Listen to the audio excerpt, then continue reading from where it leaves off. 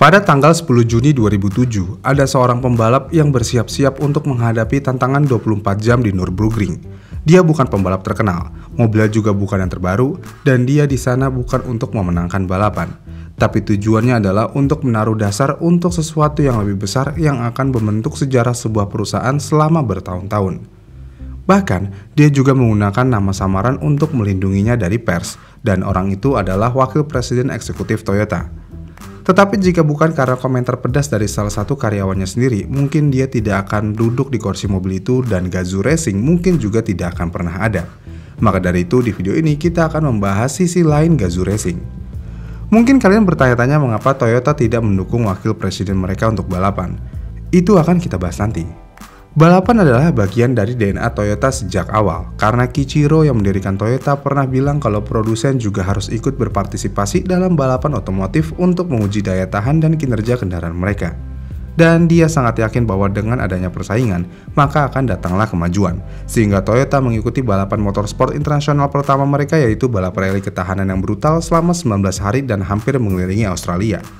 Bahkan mereka juga menggunakan Toyota Crown Deluxe yang memiliki tenaga tidak lebih dari 50 horsepower. Namun ajaibnya perusahaan itu bisa menyelesaikan balap rally tersebut. Dan karena inilah warisan panjang Toyota di motorsport dimulai.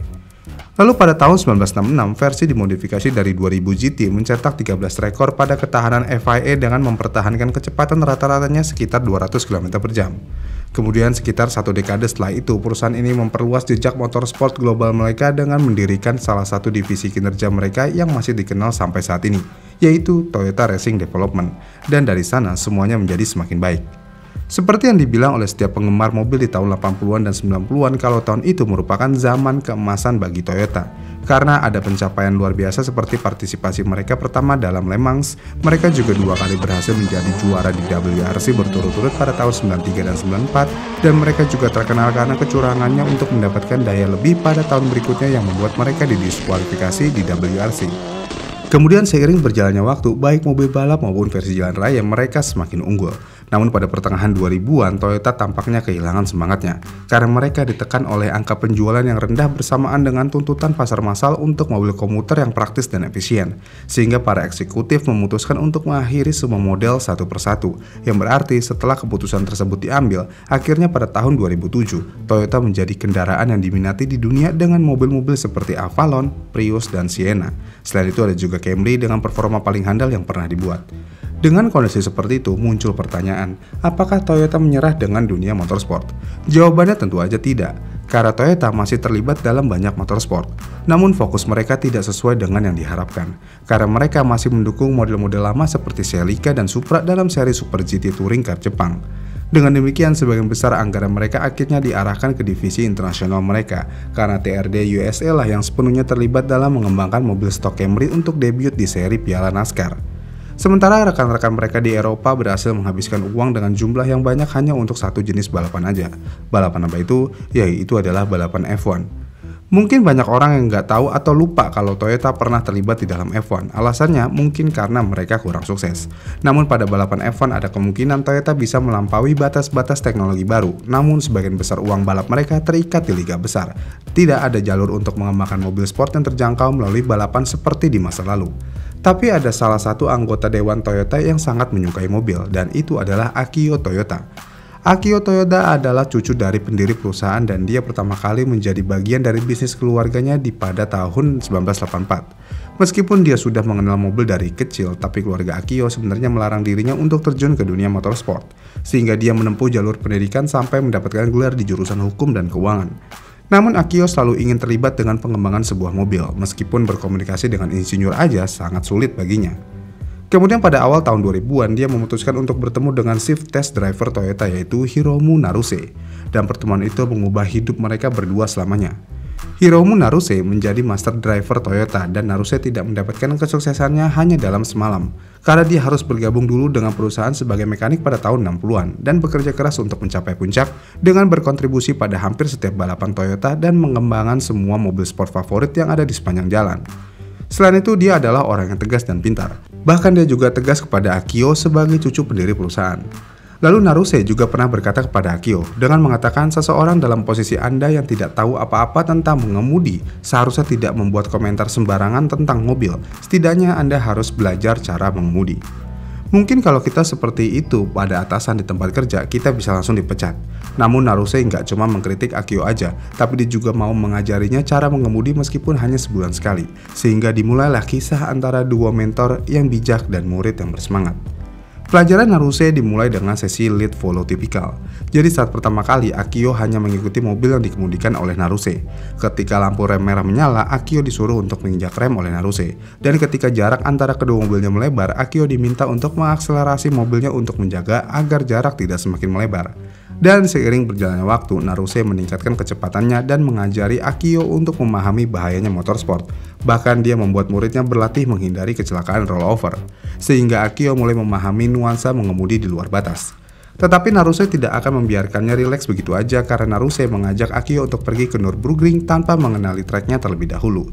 Jadi coba kalian bayangkan menjadi seorang pemula yang harus menavigasi lebih dari 150 tikungan tanpa tahu satupun dari tikungan itu, sehingga membuat Akio jadi sangat ketakutan. Bahkan Akio sempat berpikir bagaimana untuk kedepannya, apakah dia akan masih hidup. Kemudian karena kurangnya mobil sport Toyota yang baru untuk digunakan, maka kedua orang ini mengendarai Supra A80 pada hari uji coba produsen, sementara semua merek lain mendorong batas dari yang terbaru dan terhebat mereka. Jadi pada akhirnya Akio terjebak dengan mobil yang sudah diproduksi beberapa tahun lalu, dan hal ini membuat dirinya menjadi sangat frustasi.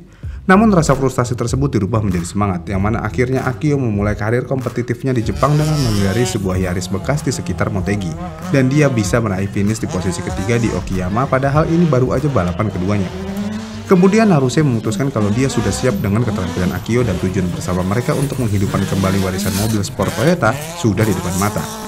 Dengan kesiapan yang cukup matang, akhirnya kedua orang ini menyuarakan ambisi besar mereka di balapan paling ambisius mereka, yaitu 24 jam Nürburgring 2007. Dan bertentangan dengan reputasi acara itu, rintangan terbesar mereka bukanlah balapan berjam-jam yang membuat mobil di ambang cengkramannya, bukan juga 170 tikungan sempitnya, tapi tantangan terbesarnya adalah perusahaan mereka sendiri yang tidak mau membantu mereka. Karena para eksekutif melihat upaya ini sebagai balapan untuk kesenangan pribadi Akio aja, sehingga mereka melarang tim tersebut berkompetisi dengan nama Toyota, apalagi memberikan dana kepada mereka. Jadi Akio dan Naruse terpaksa untuk menyusun strategi balap mereka sendiri, yang dimana mereka membeli dua Altezza bekas dari dealer dan mempersiapkannya untuk balapan tersebut. Karena Toyota tidak ingin terlibat, maka mobil-mobil itu tidak memiliki warna perusahaan, sehingga mobil-mobil itu menggunakan livery hitam dan putih yang sederhana dengan sponsor utama Gazoo Docomo Racing. Gazoo Docomo Racing ini adalah nama dari situs web penjual mobil berbasis gambar yang dikelola oleh Akio pada saat itu. Namun ada satu masalah besar lagi, yaitu nama Akio. Jika pers tahu bahwa wakil presiden Toyota sedang balapan, maka mereka pasti akan membuat berita besar dan ini bukanlah jenis berita yang diinginkan oleh pihak perusahaan. Jadi dia menggunakan nama samaran, Marizo, yang diambil dari maskot pada pameran dunia Lici di 2005. Ini adalah sebuah acara internasional bertema teknologi terbarukan dan berkelanjutan ekologis dengan alam. Kemudian Gazoo Racing menurunkan dua mobil dengan 4 pembalap masing-masing dan finish di posisi 104 dan 110 secara keseluruhan. Dan hal ini membuat mereka berada di posisi 30% terbawah di kelas mereka. Tentu aja ini bukanlah hal yang bagus, tetapi kita harus mengingat dua hal ini.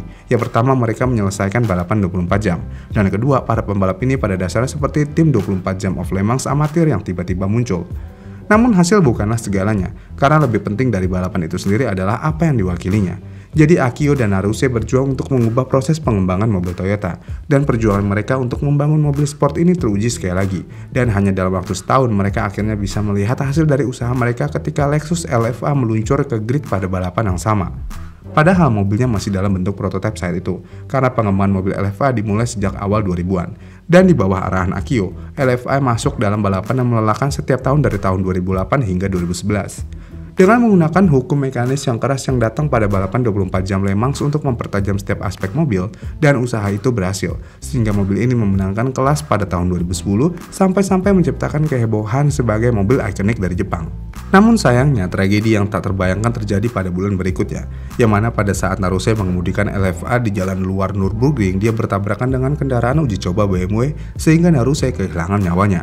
Ya meskipun demikian, Akio tetap melanjutkan tekadnya untuk menghormati warisan Naruse melalui pengembangan pada mobil dan balapan.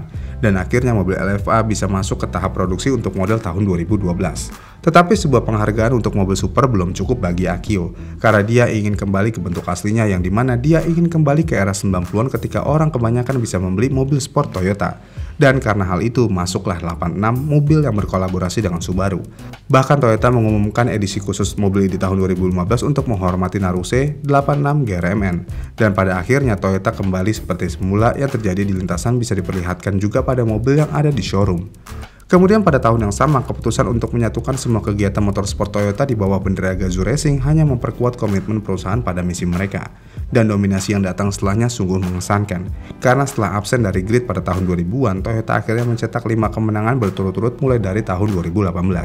Bahkan pada saat mereka kembali ke World Rally Championship, mereka juga berhasil meraih 4 kejuaraan berturut-turut sejak tahun 2019. Jadi gimana menurut kalian soal Secret Team ini? Komen di kolom komentar di bawah ya. Dan jika kalian suka dengan video ini, kalian bisa like dan subscribe channel ini. Dan sampai jumpa di video selanjutnya.